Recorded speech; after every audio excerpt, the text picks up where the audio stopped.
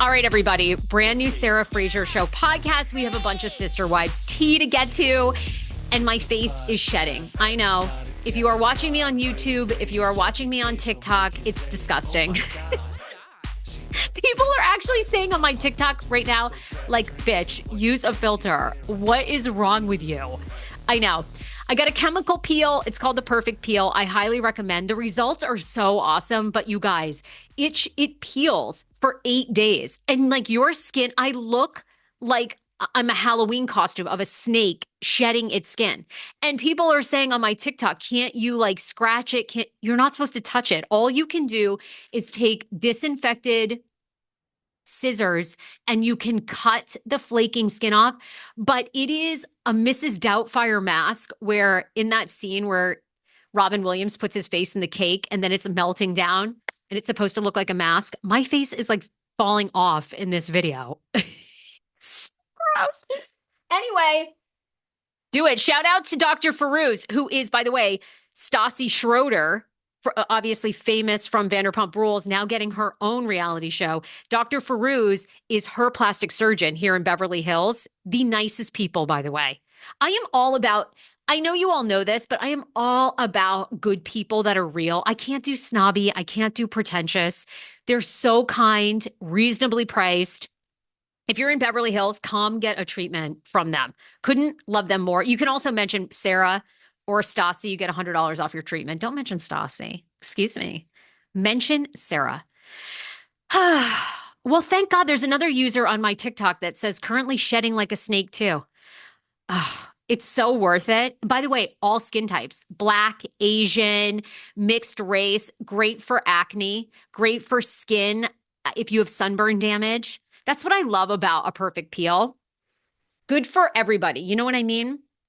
And we're all about celebrating everyone here. Doesn't matter.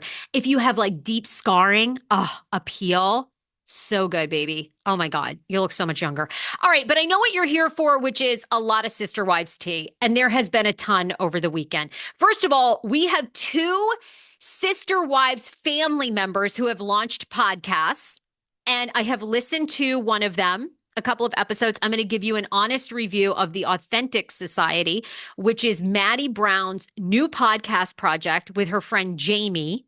I'm going to tell you, as somebody that's been podcasting for 8 years, what I loved, what I didn't love so much, and where I think this podcast is going for the 2 of them. The other thing we have to get to is In Touch just dropped a story revealing how Cody and Robin are funding their 2.1. You heard that correct. Their $2.1 million home in Flagstaff, Arizona. Where's the money coming from? There's been rumors that it's Robin's mama. Can someone get on the horn? Who is Robyn Brown's mama? You know, we talk a lot about Cody's parents because obviously Janelle's mama married Cody Brown's dad. So like, I love the kind of incest. Well, it's not really incest because they're not related, but the bizarre, like how they all are connected. But, I don't know much about Robin's parents. Anybody on my TikTok know anything about Robin's parents? There's a rumor that they're the ones funding the $2.1 million house. But In Touch just did an article and they reveal apparently how they believe Cody and Robin are affording this home. And then we also know Christine Brown Woolley and David Woolley and Cody Brown. David's not really in it, so drop his name. Christine and Cody are set to meet in court in December. We now have a court date. So we're going to get into all that here on the pod. All right, first of all, let's talk about Brown family podcasts that you can add to your list. My guy, Ben Brown, Cody Brown's nephew, who was just on my podcast, huge interview, big ratings, got picked up by some news as well. Ben now has his own podcast. So he's back. A lot of people have been wondering where has Ben Brown been, because he said that he was going to review all the Sister Wives episodes. Now you can find it on YouTube, and it looks like I'm assuming he's going to put it out maybe on Apple and on Spotify. But for now, he is teamed up with another fellow comedian in Las Vegas, and they are doing a review of all the Sister Wives starting from season 1 if you want to go see it. The other one that is up is the Authentic Society, which is Maddie Brown and her friend Jamie. Now, this is getting kind of universally panned by a lot of people online from what I've seen. And I have to tell you, I was a bit confused because they released a trailer, an intro last week, which was just a couple minutes long. And then I thought they dropped their very first episode this past Friday, but that was like an extended trailer of the Authentic Society. And now today they dropped their full 40-minute podcast episode, which I have listened to, and I will tell you all my feelings. But when I listened on Friday to the Authentic Society, I was kind of like, okay, this is interesting because I could only find the podcast on Spotify. Now, just FYI, now it's on Apple, Spotify, everywhere you get your podcasts. But as of Friday, it wasn't. So I was going to say to them, like, okay, what's going on? But I think what's going on is for anybody that has a podcast, when you first upload it, it takes several days to show up on Apple. So my guess is they uploaded it and then it really didn't go live on Apple until this past weekend. All right, Jamie, who is this Jamie woman that is the co-host with Maddie? They became friends in North Carolina. Jamie's into marketing. So that's why their podcast art looks so great. Jamie's a marketer, and Jamie's husband, by the way, is going to be doing all the filming, and you can watch it on YouTube.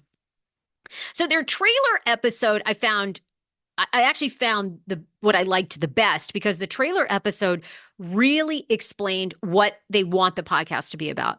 And I'll give it to these two women. They want it not to be about advice, but they want it for people to feel like, hey, you're not alone. Like if we're having these thoughts, other people are probably having the same thoughts, which I love. Because I got to tell you, I mean, does anyone want to be preached to? Like, does anyone want to be told how to think anymore? Like, I don't think so, right? You guys are far smarter than I am. So it's like you want to come up with your own stuff. Anyhow, I appreciated that.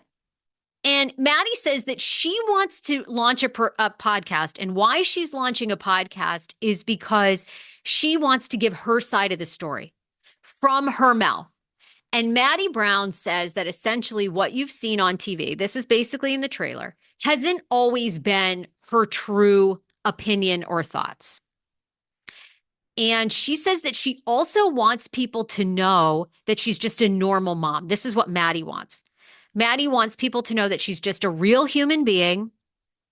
She wants people to see her as human, and she wants people to know that she makes a middle-class income. She's normal. She takes her kids to school every day, and here she is. She has a podcast. Now, I'll give it to her co-host because her co-host says to her, well, girl, you ain't really normal. You were raised on TV. And Maddie goes, well, actually, I kind of want to clear that up because I didn't even get on TV until I was 15. So I had a whole life prior that I'm going to talk about on this podcast. And to me, here's my advice to these women, right?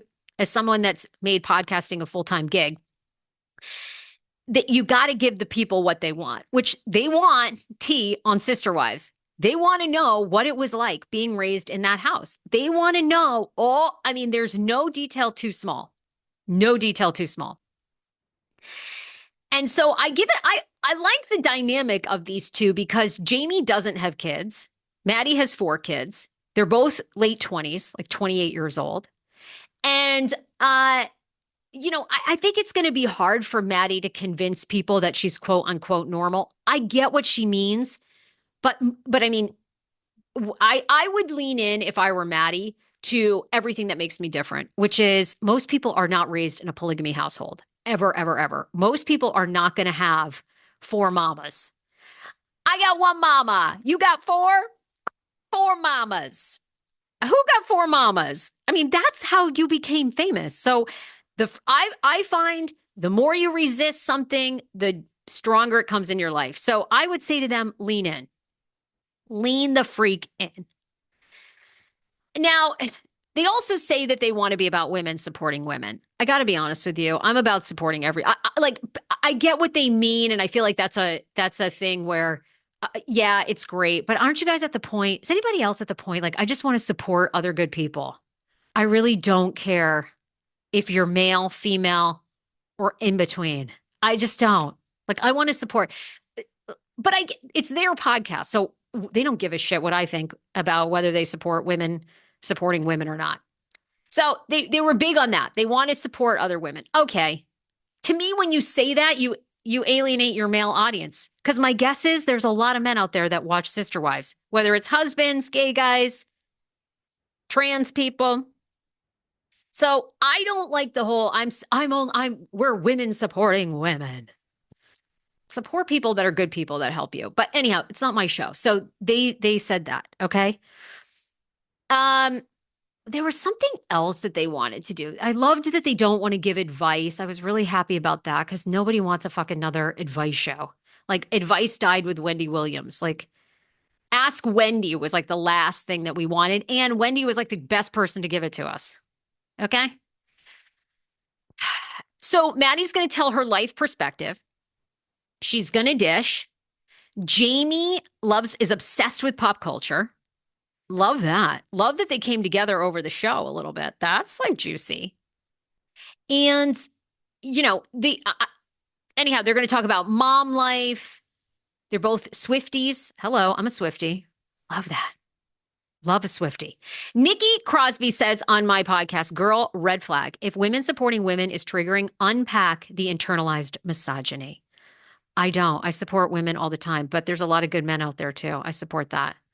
And I'm over the women that I'm not going to stand up here and go just women supporting women. No, I support people of all backgrounds. Like people have supported me of all backgrounds. Sorry. Not misogyny for me, baby. We got a pretty equal playing field. I know a lot of women killing it, way more than guys.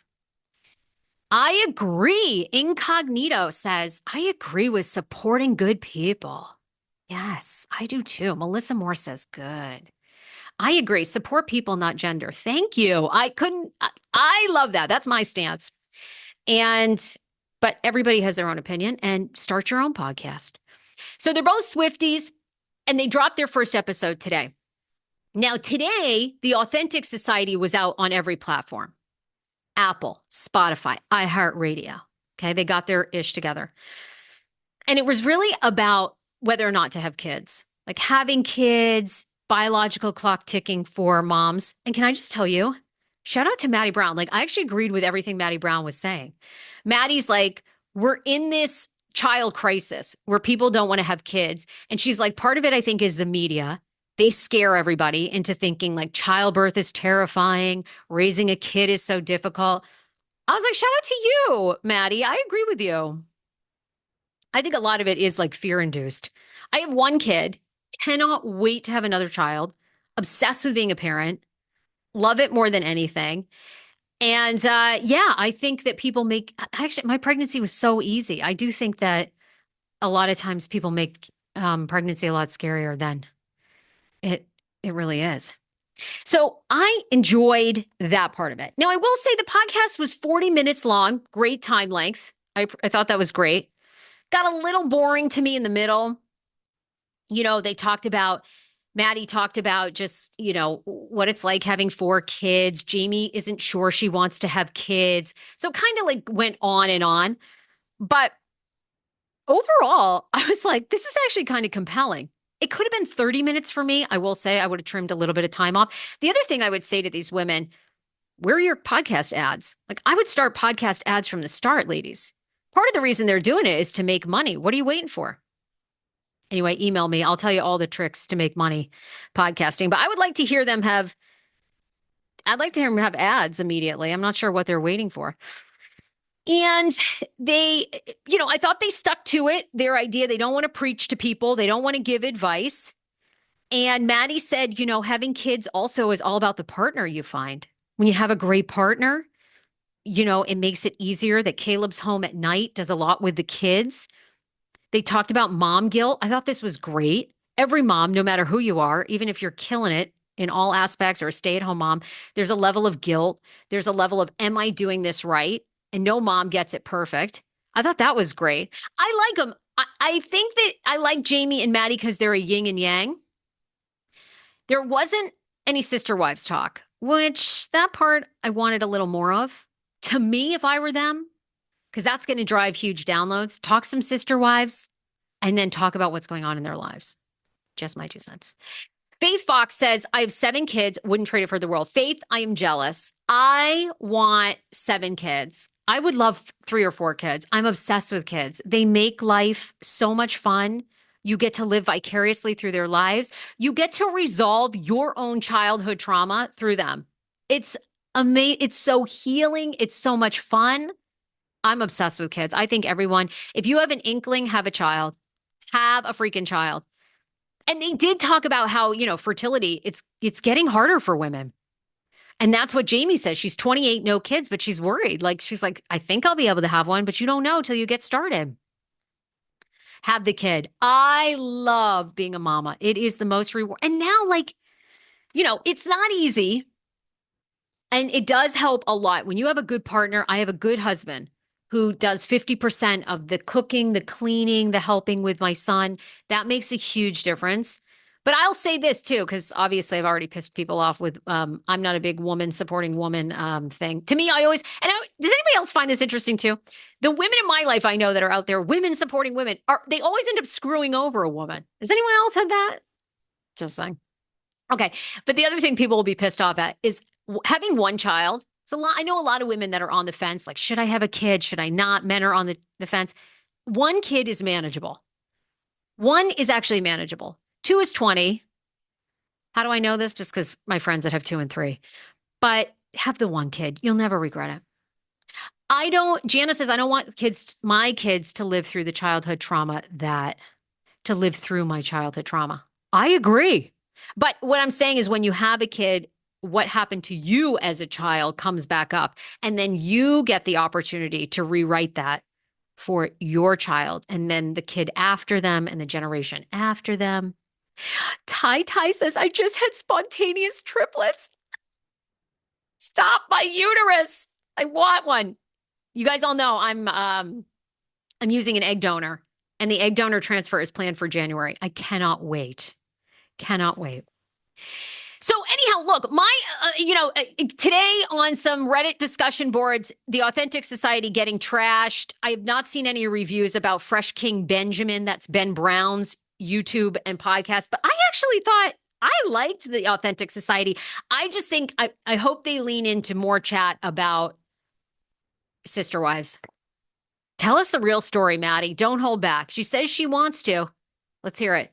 She wants to get her perspective out there. I think they have a ton of money-making potential. I mean, clearly they're doing that, especially if they're hiring the husband to do video. They're up on YouTube. So I would give it a listen.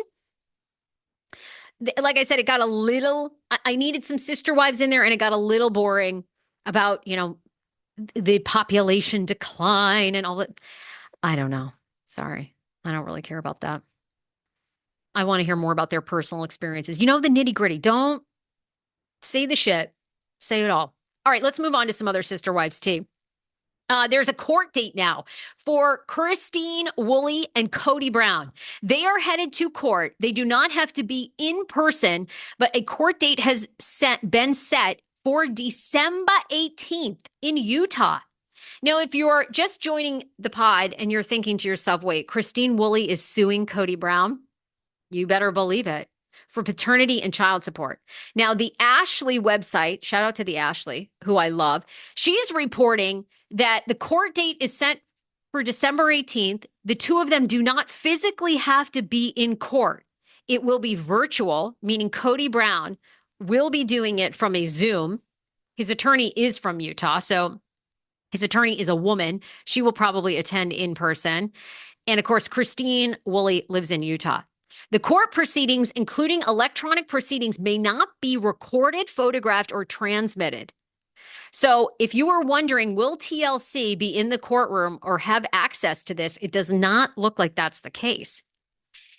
And it also looks like, according to the Ashley, that paternity test that Kody Brown signed up for is underway. We don't know the results. If you're wondering, why is Kody taking a paternity test? It's standard in a court case, and his name is not on Truly's birth certificate because they're polygamists, y'all. I know y'all know this. But anyhow, we now have a trial date. We have some big trial dates coming up in the TLC universe. This Thursday, Amy Slayton from 1,000 Pound Sisters, she is going to be in a courtroom in Tennessee. If anybody is there, Send me all the pictures. Send me the info. Get an interview with Amy Slayton and you can be live on my podcast. But Amy Slayton, she was obviously popped for all kinds of things that we can't mention on TikTok. But let's just say a lot of broccoli consumption. And the girl never met a garden mushroom she didn't like, apparently. And then she was bit by a camel.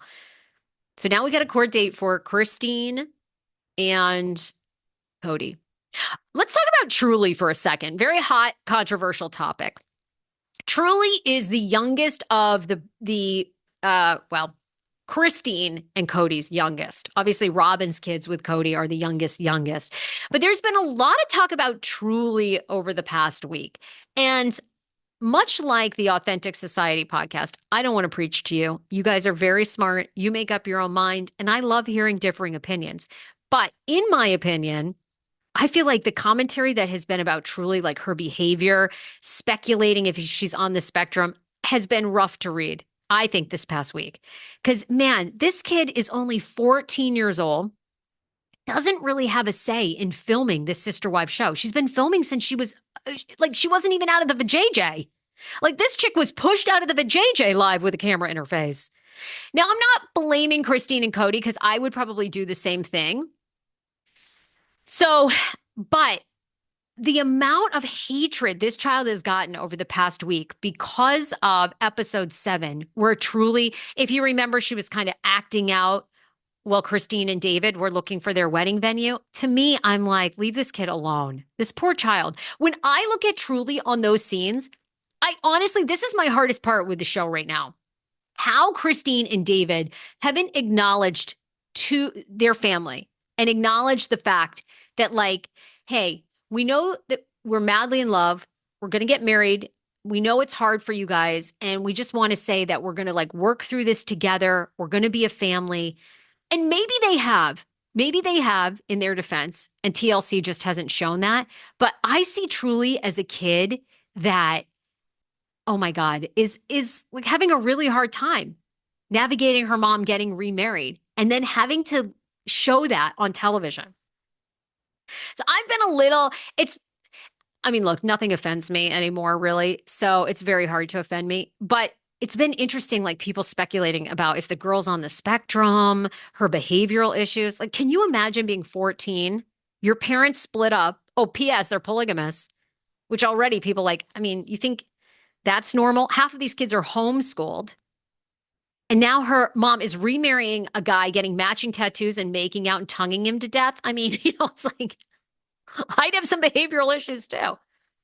Anyway, this podcast is dedicated to Truly. Truly, come on here, girl. I got you. I feel like what you're going through is rough. Ignore the haters. People want to know what's wrong with my face. I got a chemical peel.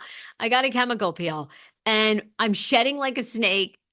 And you have to take scissors, like sterilized scissors, and cut the skin off. It's very disturbing.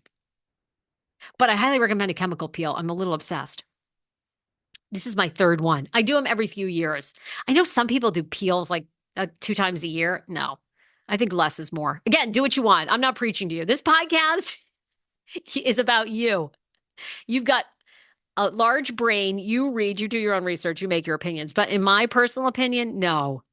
People go too hard with these peels and all the plastic surgery. Oh my gosh. Okay, I have a meeting here at 11. Okay, so that was my shout out to Truly. Truly, I love you, girl. Hang in there. Okay, how are Kody and Robyn affording a $2.1 million house? Has anyone else lost sleep over this, or is it just me? Do I need a life? Do I need more therapy? Probably. Not gonna lie. But In Touch just did a new story, and they broke down how they believe that Kody and Robyn are affording a $2.1 million house. Now, I did see somebody jump on here and talk to me about Robyn's parents. I think it was several comments ago, so I'm not sure I'll be able to find it. But there's a rumor circulating that Robyn's mom may have funded them the money. What in the world does Robyn's mom do? Robyn's mom has got 1.6 mil to put up? Because Kody and Robyn put $420K down. Now, I already told you, I believe I know exactly how they're funding this house, which is they've signed a multi-year deal with TLC. They're not going anywhere.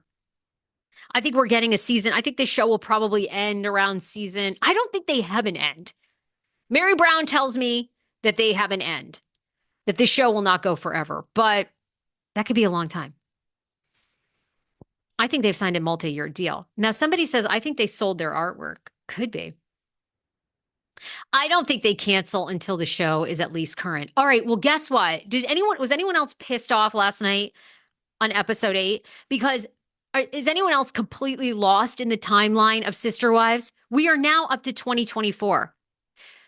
Fans went back and realized Kody Brown turned 50 in January of 2024. Huh? Did anyone else follow that? So when Kody Brown did that speech to the camera, like, this is the year I want to reconnect with my family. This was just months prior to Garrison's passing. He recorded that in 2024. So we started season 19 in 2022. I'm lost as F. I thought we were in 2023. Last night, we've now jumped to 2024. Are they going to start doing like in the future shoots? What the fuck? Anybody else having a hard time following along? I am. Okay, let's go to the comments. Let's turn to the comment line. How did they afford it? Get to it, Sarah. How did they afford it? Or did her mom loan them the money? According to InTouch, they claim a massive loan of $1.6 million has been taken out. That's how they say that Kody and Robyn are affording it. InTouch drops a brand new story.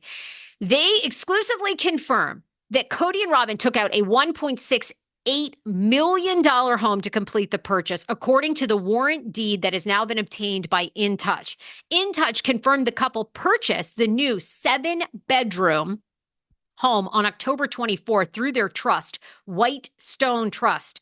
The large property features an additional guest house, a detached RV garage, and space for 7 cars. The major purchase follows InTouch's exclusive reporting that Kody and Robyn listed their former Flagstaff house for $1.65 on August 29th.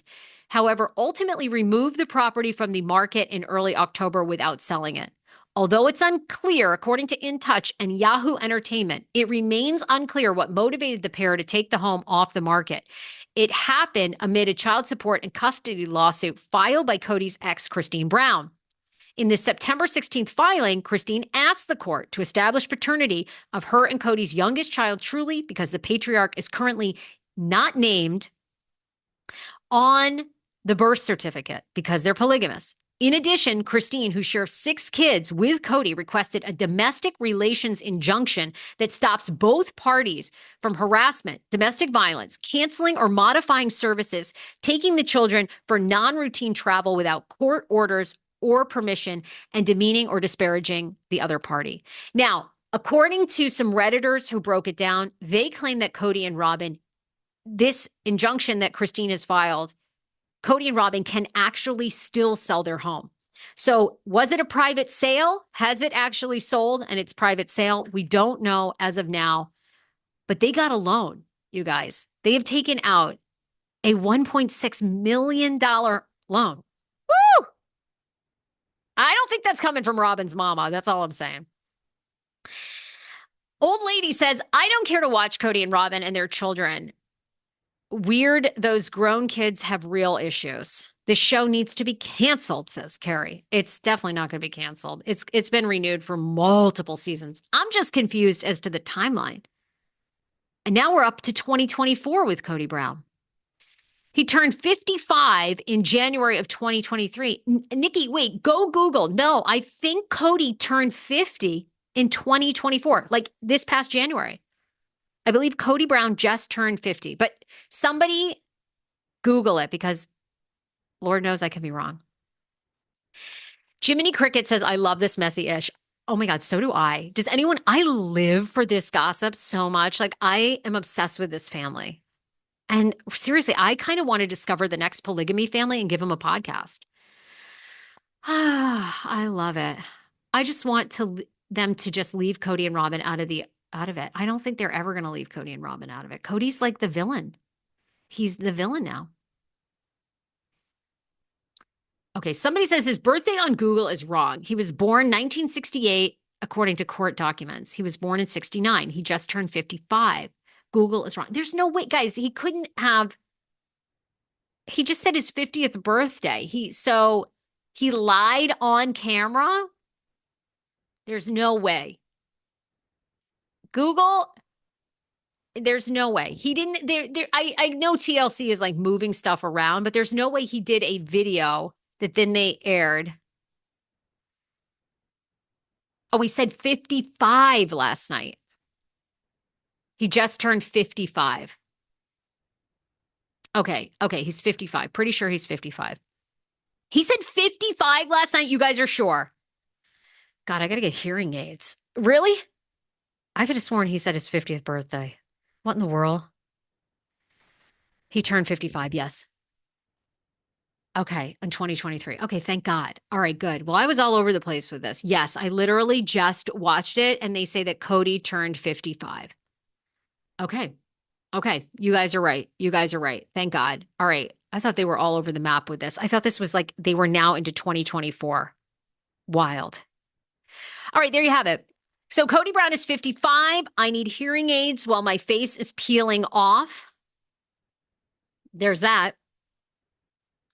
And if you haven't listened to the recap, I did a recap of Sister Wives, season 19, episode 8, which is up, minus I thought Kody turned 50. So, axe that, because clearly I can't hear. He did reference his 50th birthday, so that's probably where your confusion is. Oh my God, Jenny A., thank you. Thank you for saving me. Mary's almost 53. Yes, Mary and that carriage house reveal. Get the stripper pole, Mary. We love you. So there's a bit of an update. We all are going to be on Sister Wives Watch as we get closer to the holidays because December 18th is the big court date. All week long on TSFS, we have a lot to get to. And just some escapism because obviously this week is going to be crazy with the election. So if you do need to just zone out, I am here for you. You can zone into some mindless gossip about the Sister Wives and Bravo reality TV shows. Oh, and I do think I have I have an author coming up she's actually rewritten the AA 12 steps to help people who are not in AA. So that will be good. Dr. Stephanie Hart. So if you need some escapism, I got you this week because obviously with the election, everybody has strong feelings. You don't need advice from me. Y'all already know what to do.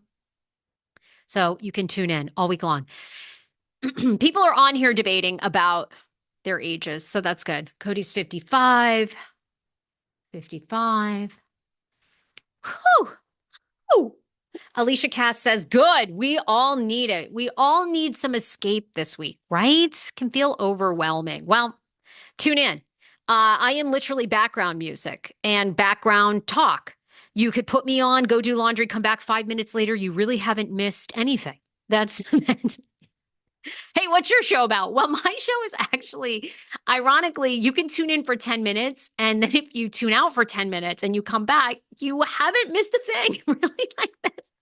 What's your claim to fame? My show is nothing in depth, really. That's it. That's what it's about.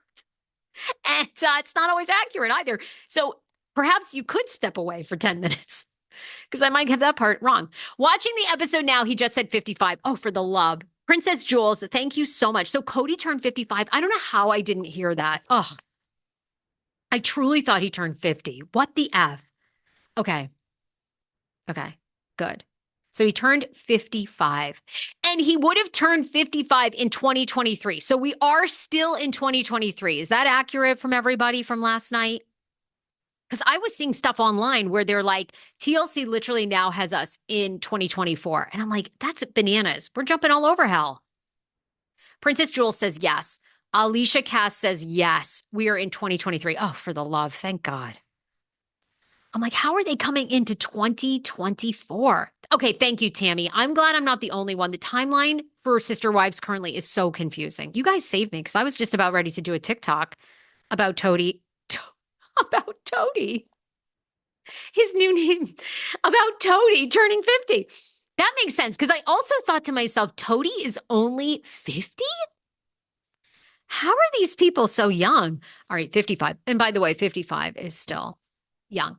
What peel are you using? I'm using the Perfect Peel. It is fantastic, but yes, it itches. It itches, and you have to cut the skin off. Make sure you disinfect your scissors, and you can't pull at your skin. It's really, and it looks hideous. And you have to wear sunscreen every time you go out. So that's why I'm kind of like half white. I look like I'm a lifeguard. Perfect Peel. Love it. I've actually done a TCA 30% peel. That one's intense. It's very intense. Oh my gosh, please stop cutting your face off. I know, I know. Tammy says you're still beautiful. Tammy, thank you so much. I appreciate that. I appreciate it. I have a love-hate relationship with peels. I always say I'm not going to do one more, and then I do it because I love the results. I do. It looks so good. And they're great for all skin types. Great for acne, great for acne, great for scarring. Everybody. Black, white, Asian. That's what I like. I like a universal product. Men, women, get your peel on. Anti-aging, those fine lines. I don't really care what people think of my looks. I truly don't.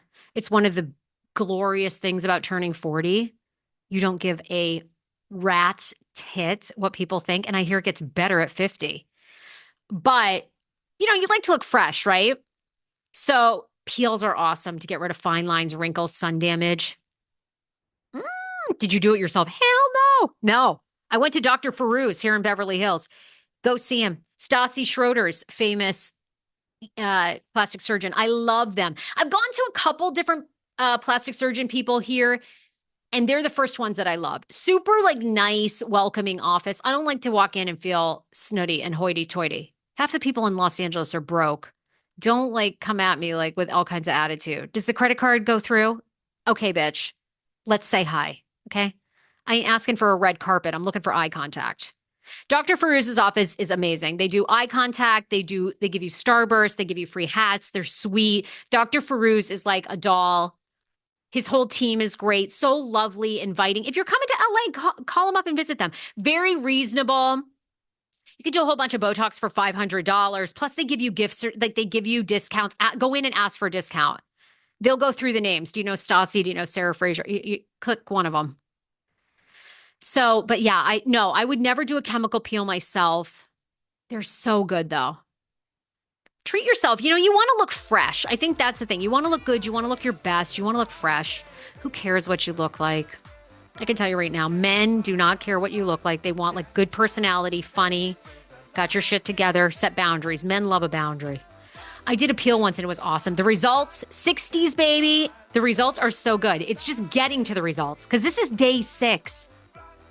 Day 7 will be tomorrow. It's just getting to the results. And it itches. See me pressing my face like I'm trying to calm the itch.